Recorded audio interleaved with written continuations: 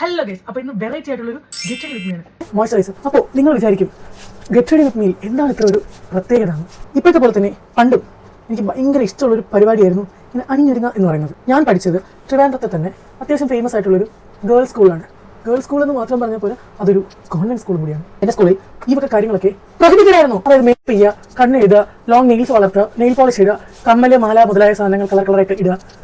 ഈ വക കാര്യങ്ങളൊക്കെ ഈ പറഞ്ഞ എൻ്റെ സ്കൂളിൽ അനുവദനീയമല്ലായിരുന്നു. സ്കൂളിന്റെ പേര് ഞാനിവിടെ പറയാനായിട്ട് ആഗ്രഹിക്കുന്നില്ല. ഇവിടെ പഠിച്ചൊക്കെ കാണുമ്പോൾ ചിലപ്പോൾ മനസ്സിലാവുമായിരിക്കും. ഐ തിങ്ക് എട്ടാം ക്ലാസ് പഠിക്കുമ്പോൾ എനിക്ക് കണ്ണെഴുതാന്ന് പറഞ്ഞാൽ ഭയങ്കര ഇഷ്ടമായിരുന്നു. നമ്മുടെ സ്കൂളിൽ ടീച്ചർ ഉണ്ടായിരുന്നേ. ഈ ടീച്ചർക്ക് 2 പെൺമക്കളുണ്ടായിരുന്നു. 2. ഈ ടീച്ചർ ഇങ്ങനെ റൗണ്ട്സിന് വന്ന സമയത്ത് എന്നെ കണ്ടു. ഞാൻ അന്ന് ഐലൈനർ എഴുതിയിട്ടുണ്ട്.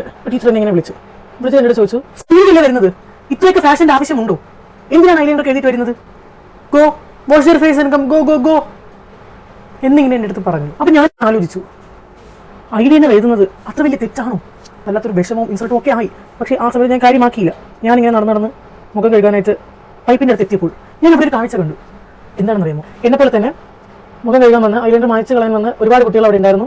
ഒരു വലിയ ക്യൂ ആയിട്ട് എല്ലാവരും പൈപ്പിൻ്റെ ചോട്ടിൽ ഐലൈനർ മായ്ക്കാനായിട്ട് നിൽക്കുമായിരുന്നു. അപ്പോൾ നിങ്ങൾ ആലോചിക്കും, ഇതിൽ എന്താണ് ഇത്ര കാര്യം, എന്താണ് ഇത്ര പറയാനുള്ളത് എന്ന് നിങ്ങൾ ആലോചിക്കും. പക്ഷേ the interesting factor is yet to come. ഞാൻ മുഖം കഴുകിയിട്ട് തിരിച്ചു വന്നപ്പോൾ ആ ടീച്ചർ അവിടെ നിൽക്കുകയാണ്. അടുത്ത് എത്തിയപ്പോൾ ടീച്ചർ എൻ്റെ മുഖത്ത് നോക്കിയിട്ട് ഒരു ചോദ്യം, സ്കൂളിൽ തന്നെയല്ലേ വരുന്നത്, പഠിക്കാൻ തന്നെയാണോ വരുന്നത്, പിന്നെ എന്തിനാ ഐലൈനറൊക്കെ ആരെ കാണിക്കാനാ? പ്രായത്തിൽ ഐലൈനർ എഴുതുമ്പോൾ എൻ്റെ മനസ്സിൽ ഞാൻ ഇന്ന് സ്കൂളിൽ ഐലൈനർ എഴുതിക്കുന്നു, ഞാൻ തന്നെ ഇന്നത്തെ സ്റ്റാർ, ഇതൊക്കെയാണ് എൻ്റെ മനസ്സിൽ.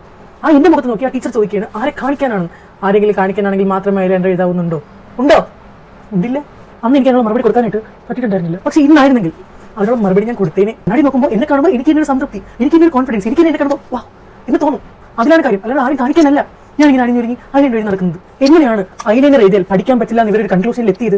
ഇങ്ങനെയുള്ള കാര്യങ്ങൾ ഞാൻ ആലോചിക്കാൻ തുടങ്ങി. ഞാൻ ആലോചിച്ചു, ശരി, ഇവർ പറയുന്നത് എന്തെങ്കിലും കാര്യം കാണുമായിരിക്കാം. പക്ഷേ അത് കുട്ടികളെ പറഞ്ഞ് മനസ്സിലാക്കേണ്ട രീതി അതിതാണോ?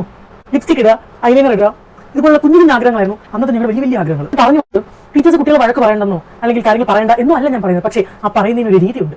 ഇവർ നമ്മുടെ എപ്പോഴും ചോദിക്കാറില്ലേ, എന്താ ഇത് സ്കൂളാണോ അത് ചന്തയാണോ? അത് ഇവരും ഇടയ്ക്ക് ഓർത്താലൊക്കെ കൊള്ളാം. അതേ സ്കൂളിൽ പഠിച്ചിട്ടുള്ള കുട്ടിയാണോ നിങ്ങൾ?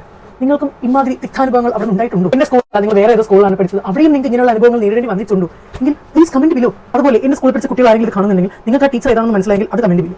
വേണ്ട അത് വേണ്ട, അല്ലെങ്കിൽ അത് കമന്റ് ചെയ്യണ്ട. ഇതാണ് ഇന്നത്തെ എന്റെ ലുക്ക്. എനിക്ക് ഇതൊന്നും കാണിക്കാൻ വയ്യ മടിയ. നമസ്കാരം.